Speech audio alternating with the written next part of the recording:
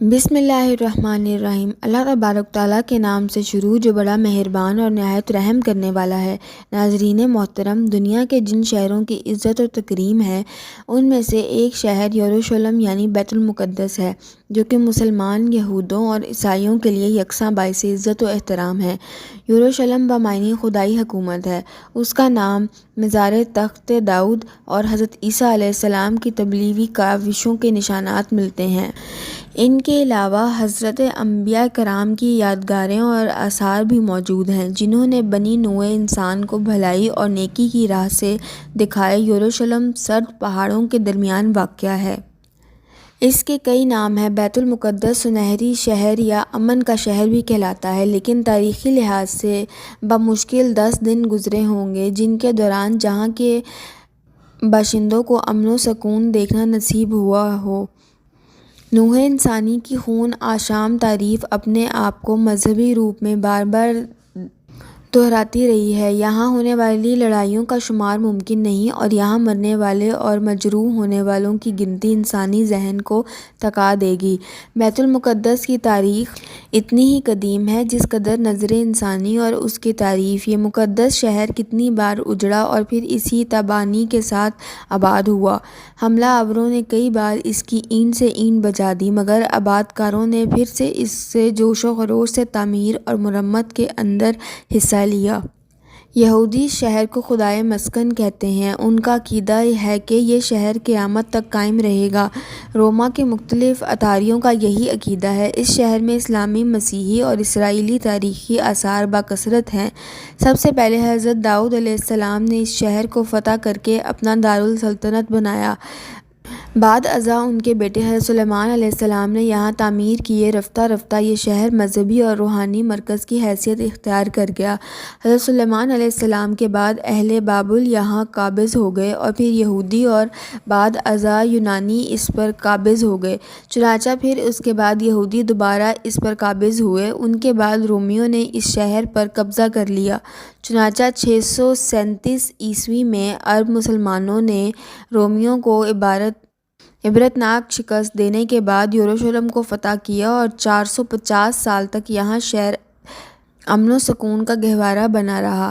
پھر صلیبی جنگوں کا سلسلہ شروع ہوا، اور رومن کلیسیوں اور پوری عیسائی نے دنیا فوج کی یلغار کرکے عربوں کو یہاں سے نکال دیا۔ ناظرین محترم، یہ شہر کسی درے کے دھانے پر اور نہ ہی کسی دریا کے کنارے اور نہ ہی کسی اہم تجارتی شاہراہ پر واقع ہے۔ اس کے باوجود یہاں کبھی قحط نہیں پڑا، اور یہ شہر 3000 سال پرانا ہے۔ پیارے دوستو، بیت المقدس کے کئی نام ہیں۔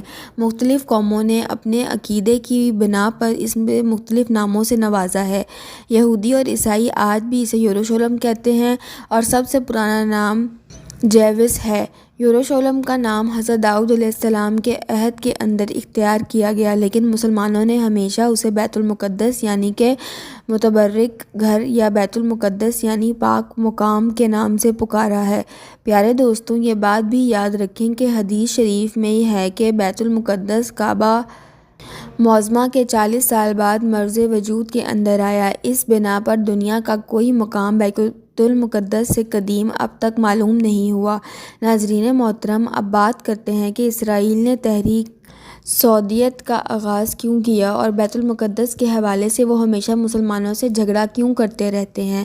تو پیارے دوستوں، سیہون دراصل بیت المقدس کا ایک پہاڑ ہے جس پر حضرت داؤد علیہ السلام نے یروشلم کو فتح کرنے کے بعد جشن فتح منایا تھا۔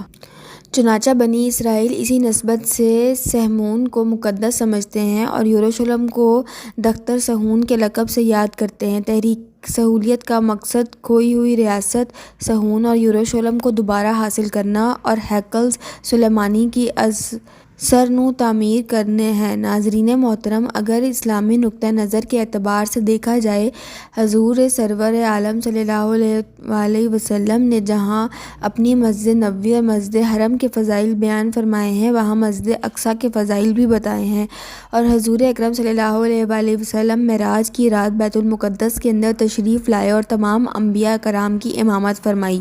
پیارے دوستو، یہ بات بھی یاد رکھیں کہ معراج کے دور میں بیت المقدس مقدس اہل اسلام کے قبض میں نہیں آیا تھا۔ ناظرین محترم، تاریخ گواہ ہے کہ بیت المقدس کی ساری زندگی میں جس فتح کے شہر میں داخل ہونے پر مفتوح باشندوں اور ان سے آنے پر جشن منایا تھا، وہ حضرت سیدنا عمر فاروق رضی اللہ عنہ تھے۔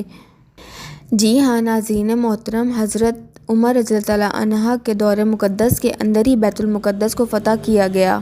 پیارے دوستوں، جب حضرت عمر رضی اللہ عنہ بیت المقدس شہر کے اندر داخل ہوئے تو آپ کے سامنے ایک عظیم شہر تھا جو کہ مسلمانوں کا پہلا قبلہ، عیسائیوں کے لیے حضرت عیسیٰ علیہ السلام کی جائے ولادت، یہودیوں کے لیے ارض میعاد و موعود اور انبیاء اور رسول کا شہر، حضرت موسیٰ کلام اللہ یہودیوں کو مصر سے نکال کر یہیں پر لائے تھے۔ حضرت عیسیٰ علیہ السلام کو صلیب کا واقعہ یہیں پر پیش آیا تھا، جس کی بنا پر کلیسائے قیامت تعمیر کیا گیا، محراب داؤد، صخرہ یعقوب اور دیوار گریہ ہیکل۔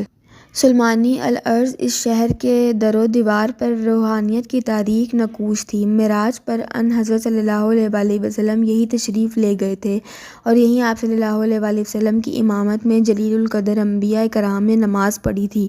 رسول خدا صلی اللہ علیہ وآلہ وسلم کے بعد حضرت عمر رضی اللہ عنہ پہلے مسلمان تھے جنہوں نے یہاں پر نماز کی امامت کرائی تھی۔ اس کے بعد آپ نے اس پر ایک مسجد تعمیر کیے جانے کا حکم دیا۔ ناظرین محترم، جب حضرت عمر رضی اللہ عنہ نے مسجد کی بنیاد رکھی تو فرمایا کہ حضرت موسیٰ علیہ السلام، حضرت سلیمان علیہ السلام اور دوسرے انبیاء بنی اسرائیل نیز حضرت عیسیٰ علیہ السلام کے ہم ہی مسلمان صحیح وارث ہیں۔ وہ اس لیے کہ ہم ان سب کو مانتے ہیں اور بحیثیت انبیاء ان میں کوئی تفریق روا نہیں رکھتے۔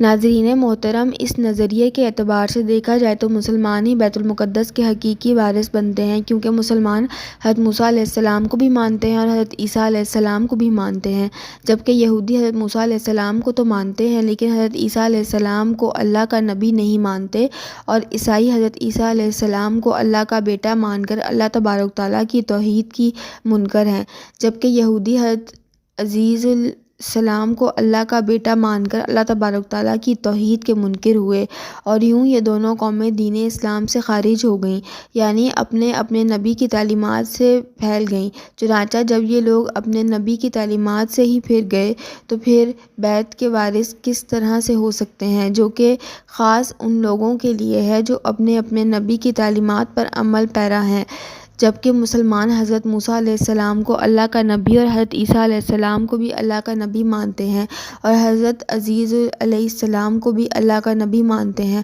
اور اللہ تبارک تعالیٰ کا بیٹا قرار نہیں دیتے۔ یوں مسلمان اللہ تبارک تعالیٰ کے تمام انبیاء کرام پر بھی ایمان رکھتے ہیں اور اللہ تبارک تعالیٰ کی توہین پر بھی ایمان رکھتے ہیں، اور بیت المقدس جیسا متبرک مقام انبیاء کرام اور ان کے پیروکاروں کے لیے ہی تو ہے، تو حقیقی طور پر مسلمان ہی حضرت موسیٰ علیہ السلام کے اور حضرت عیسیٰ علیہ السلام کے پیروکار ہیں۔ لہٰذا اس اعتبار سے مسلمانوں کا یہ دعویٰ بالکل صحیح اور درست ہے کہ بیت المقدس کے حقیقی وارث ہم ہی ہیں، جبکہ یہودی صہیونی تحریکیں مسلمانوں کو یہاں سے جلا وطن کر کے زبردستی اس جگہ پر قابض ہونا چاہتی ہیں جو کہ حقیقی طور پر حضرت موسیٰ علیہ السلام کے دین پر نہیں ہے، اور نظر حضرت عیسیٰ علیہ السلام کا بھی انکار کرتے ہیں۔ اللہ تبارک تعالیٰ سے دعا ہے کہ اللہ تبارک تعالیٰ تمام مسلمانوں کا حامی و ناصر ہو۔